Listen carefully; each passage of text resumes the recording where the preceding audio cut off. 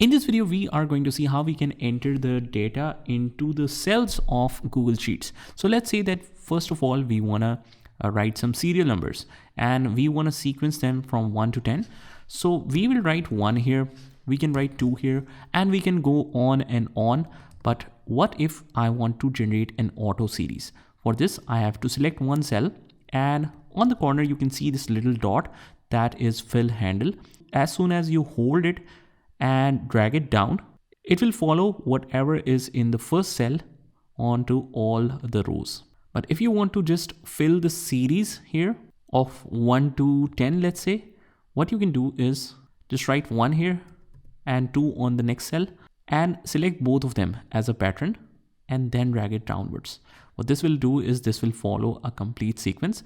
And not only that, as soon as you drag down the data, it automatically identifies where the data is ending right now, and it is recommending you to convert this into a beautiful table. So if you just click on this, it will be converted right away. Click on next. You can change custom views. You can do many interesting things with this, but we will explore this part later on. First of all, this is how you generate the sequence, and let's talk about the date now. For example, if I write that today is 1st of January and I write it with the dots 2026, if I click on it or if I double click on it, it identifies nothing. How do I know it? As soon as we double click on any particular date, it should show us the date calendar. But instead of this, if I write something like this, 1st of January 2026, and now if I double click, it should identify that as a calendar, and it should give me the option as soon as I double click to change all of these dates. Only then I can know that it is properly identified as a date. And as we can see that we have changed our region to India. So that's why when we write 3rd of January 2026, it should identify it as 3rd of January instead of identifying it as 1st of March. So if it was US, it identifies it as month first, then date, then year. So in US, it should be 1st of March. But if we have changed the region, just double click on it and you will see that this is identified as 3rd of January according to Indian region. And similarly, it's 3rd of January, right? So if I double click on it, it identifies and continues the date sequence from 4th of January, 5th of January, so on and so forth.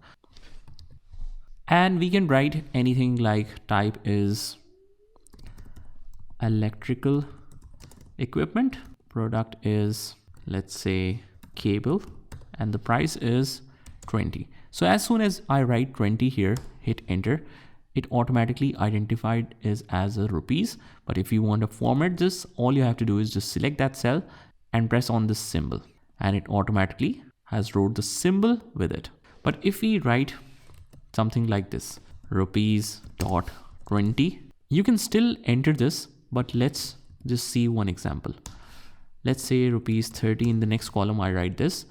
Now, if I use a simple formula of sum equals to sum, just remember that every formula starts with an equals to sign.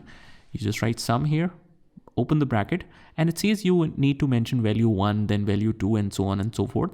But if it is a range, it is a continuous series, you can also select both of these cells.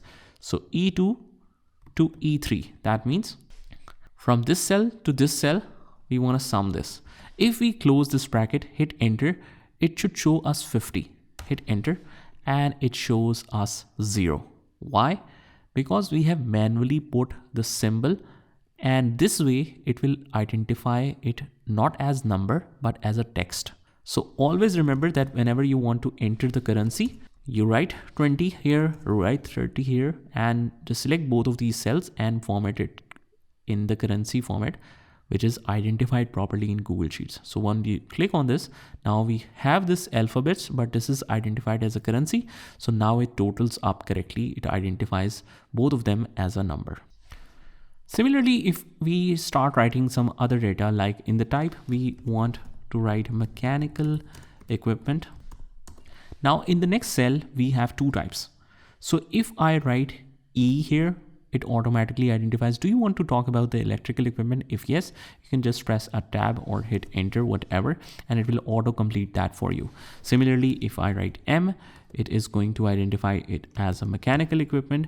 And if we have two choices like motors, so now if I write just M, it will not identify anything, but as soon as I write O, then it is going to identify that, okay, we are going to talk about the motors. So if you're talking about that, you can just continue with the autofill, or otherwise just start writing something else if you want to, but hit enter and you are good to go. Similarly, if I want to continue by writing about a specific type in all of the rest of the cells, what you can do is just go down, and instead of even writing, just press Control D. Control D stands for copy down. So whatever is in the above cell, it will be copied down automatically as you press Control D, Control D, Control D, and so on.